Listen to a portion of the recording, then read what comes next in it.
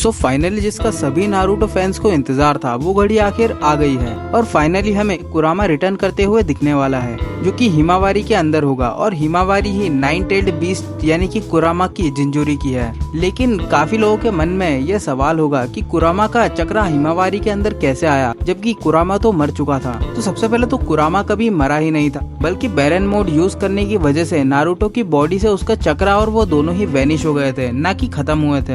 अब बात कर लेते हैं कुरामा हिमावारी के अंदर कैसे आया होगा। तो हिमावारी नारुतो और हिनाटा की ही बेटी है और इसी वजह से हो सकता है कि जैसे कि हिमावारी के पास हिनाटा के पावर्स यानी कि ब्याकुगान आया है वैसे ही उसके पास नारुतो की पावर यानी कि उसका चक्रा भी आ गया हो और यही चक्रा कुरामा है। अब क्या हिमावारी के अंदर जो कुरामा है वो वही कुरामा है जो नारुतो के अंदर था? तो इसके दो जवाब है। पहले तो पूरी तरह से नहीं, बट ये कुरामा भी वही कुरामा है क्योंकि इसे भी हिमावारी के बारे में और बाकी लोगों के बारे में पहले से पता था, जो कि इसी और इशारा करता है कि ये कुरामा और नारुतो उजुमाकी वाला कुरामा सेम ही है।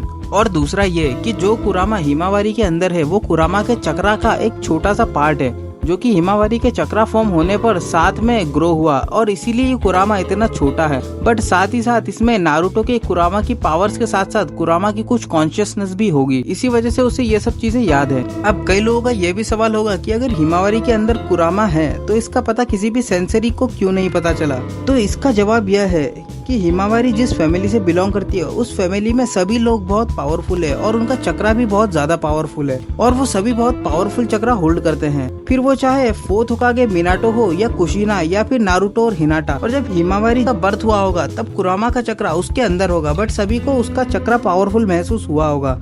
बट हिमावारी की फैमिली की लेगेसी और पावर्स को देखते हुए उन्हें ये चक्रा नॉर्मल लगा हो, इसीलिए किसी का भी ध्यान हिमावारी के अंदर छुपे कुरामा की ओर नहीं गया। अब कुरामा के अभी बाहर आने के पीछे क्या कारण है? अगर वो इतने टाइम से हिमावारी के अंदर छुपा है तो अभी क्या जरूरत है बाहर आने की? तो इसका रीजन है कि अब हिमावारी पर भी कोई बहुत बड़ा खतरा आने वाला है और उसे बचाने के लिए ही कुरामा अब सामने आया है और अब कुरामा उसे और भी ज्यादा पावरफुल बनाएगा और उसे प्रोटेक्ट करेगा। सो आज के लिए बस इतना ही, मिलते हैं नेक्स्ट वीडियो में। Till then stay safe, stay healthy, जय हिंद, वंदे मातरम।